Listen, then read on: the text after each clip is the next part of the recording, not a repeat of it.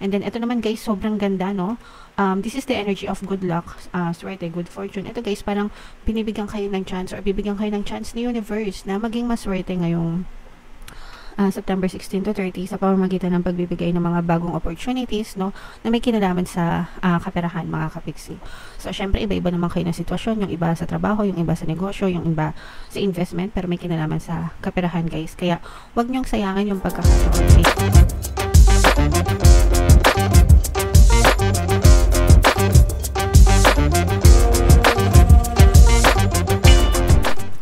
Hello guys, hello Taurus, welcome back to Pinoy Pixie Tarot. Ang pamagat ng episode natin for tonight is second half kapalaran ng September, so from September 16 to 30 para sa Taurus, Sun, Moon, Rising, Sign, and Venus.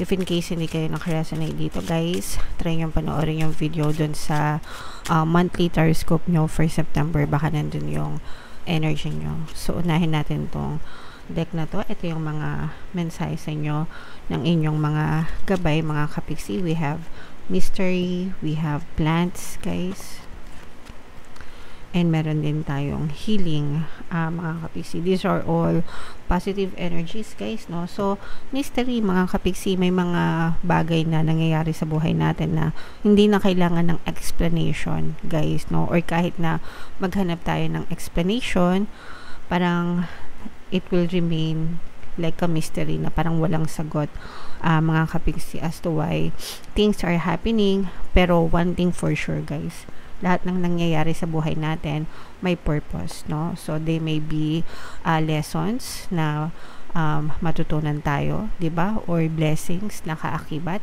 after ng mga scenarios na nangyayari na yon.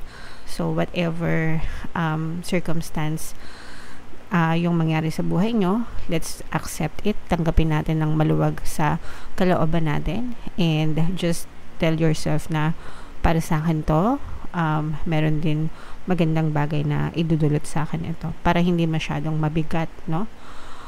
Imbis na tanungin natin, bakit ganito, bakit ganyan, bakit ganito, no? Let's just accept it, mga kapiksi, no? And then we have plants guys, no? Your subconscious mind is your garden, mga kapiksi. Kung ano yung tinatanim mo sa iyong subconscious mind mo, yun yung naaanim mo sa iyong physical reality, mga kapiksi, sa iyong 3D.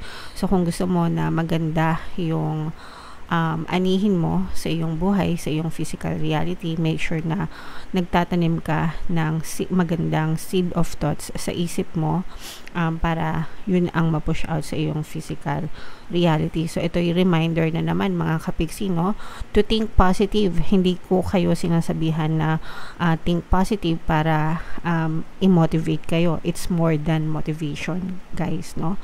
Kaya ko kayo sinasabihan na think positive para yun yung bunga na inyong maani sa iyong physical reality, yung positibong iniisip mo, okay?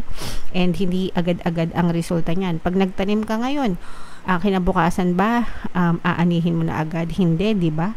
Matagal yung proseso ng pagtatanim, matagal yung proseso ng pag-ani.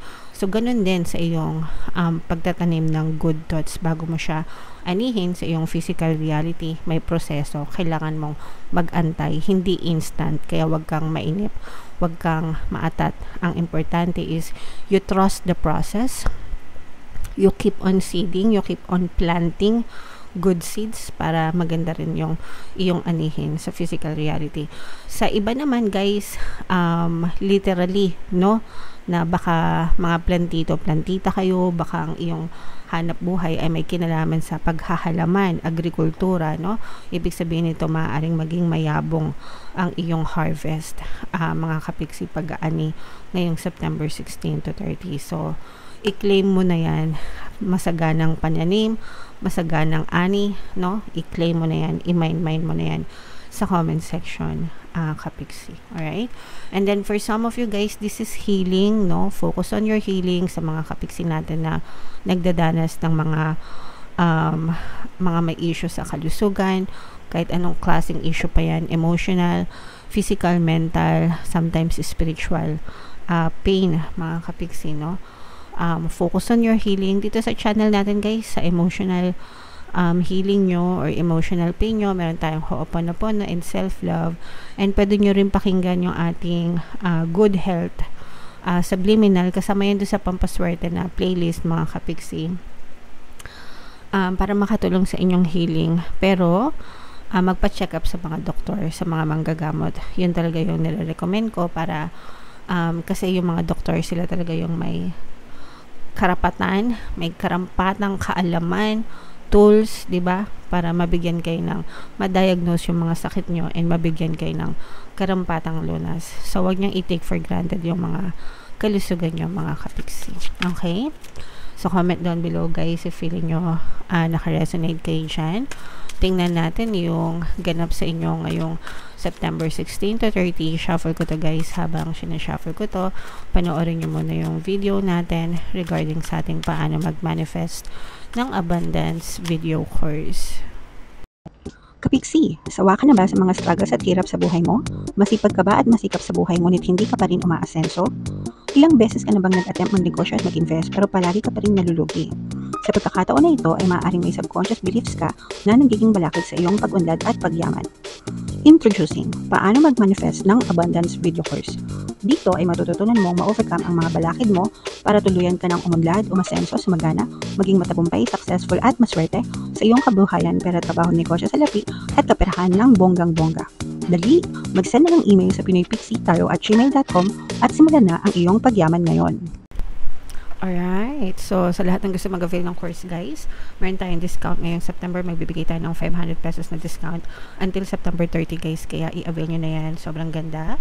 And meron din tayong bagong course, paano mawala ang third party at magkaroon ng harmonious na relationship para mawala guys yung mga kabit na mga jowa nyo. 20% discount naman yan until September 30 mga kapiksi. So i-avail nyo na guys, sobrang ganda. Sobrang ganda din ng reading nyo mga kapiksi. This is both negative and positive. Yung sa negative guys, no, yung sinasabi nating emotional pain, kaya kayo ay pinagfo-focus sa inyong healing mga kapiksi, no? Kasi for some of you, again, pwedeng kahit anong pain ito, pwedeng emotional, mental, mga kapiksi, physical, spiritual. Pero parang sabi nga, no, focus on your healing mga kapiksi. Huwag nyong ipagwalang bahala, huwag nyong i-take for granted yung mga nararamdaman nyo. Kumonsulta sa mga manggagamot guys, kumonsulta sa mga doktor para mabigyan kayo ng karampatang lunas, o kaya naman take time to rest, meditate and contemplate. Kung gusto nyo umiyak kayo sa mga emotional pain nyo para mailabas nyo guys. And then tapos nun, deal with it and then help yourself. Kasi wala din naman ibang makakatulong sa inyo guys kundi kayo mga kapiksi. Okay? And then ito naman guys, sobrang ganda, no? This is the energy of good luck, swerte, good fortune. Ito guys, parang pinibigyan kayo ng chance or bibigyan kayo ng chance ni universe na maging maswerte ngayong September 16 to 30 sa pamamagitan ng pagbibigay ng mga bagong opportunities, no, na may kinalaman sa kaperahan mga kapiksi.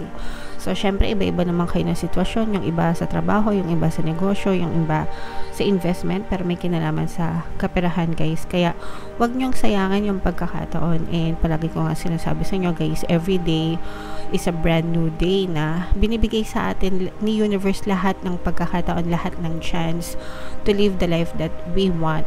So you have to plant seeds, di ba? Ito guys, yung sinasabing plant seeds every day, araw-araw na gumigising kayo, make sure na nagtatanim kayo ng good thoughts, no, sa isip nyo, para yan din yung inyong mapitas na bunga in the future guys. So wag niyong sayangan yung araw nyo. Paano nyo ba sinasayang yung araw nyo mga kapiksi? Kapag ka nagrereklamo kayo, pag na-stress kayo, pag nagwo-worry kayo, pag nagagalit kayo, kapag ka nega kayo, kapag trigger kayo, no? Yan, yung mga negative emotions na yan guys, o yung mga negatibong gawain na yan, kapag ka ganyan kayo araw-araw, sinasayang nyo yung pagkakataon na binibigay sa inyo. Pero pagka kunwari everyday, palagi kayo nagpapasalamat, you're always looking forward to a positive life, positive changes, thank you po, ay sa wakas, ay nako, I'm sure magiging ganito, magiging ganyan. Kapag ka ganon, yung habit nyo everyday, yung routine nyo mga kapiksi, sooner or later, unti-unti makakita kayo ng pagbabago sa buhay nyo. So, spend your day wisely, mga kapiksi, no? Planting good seeds and para magbago yung takbo ng buhay nyo. Magiging busy kayo, guys. You will receive good karma, mga kapiksi, sa iba. Maaari kayo makatanggap ng mga good karma, and yung iba sa inyo magiging busy, magiging abala sa inyong kaperahan. Kasi nga yung iba sa inyo, sabi ko nga, suswertehin kayo sa pera, mga kapiksi. So, ihanda nyo na yung pagiging busy nyo. Kasi parang feeling ko, marami talaga kayong aasikasuhin, guys, ngayong September 16 to 30, mga kapiksi.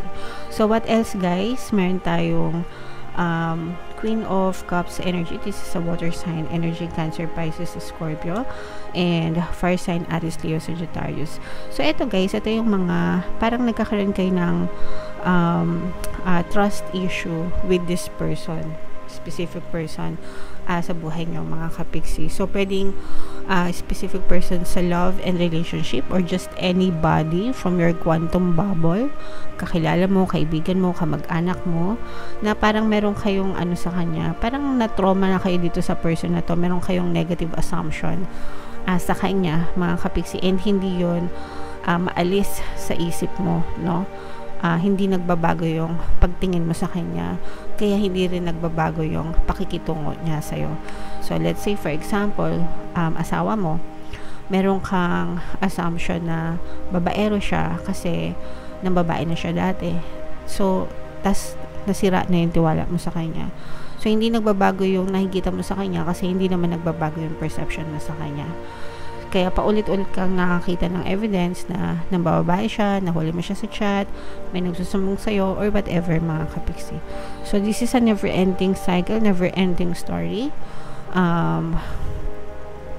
sa buhay mo, and kung gusto mong mabago siya, kailangan mo patawarin ito, and i-accept mo yung tapos na yung past, and tanggapin mo na nagbago na siya or magbabago siya. Kasi kapag hindi mo yon in-accept, kapag sinabi mo na hindi to magbabago, wala, paulit-ulit lang talaga yan.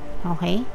So, you have to change your assumption and your perception dito sa tao na to para magbago siya sa iyong physical reality. Again, it's a matter of seeding good thoughts, positive thoughts na magbe-benefit ka.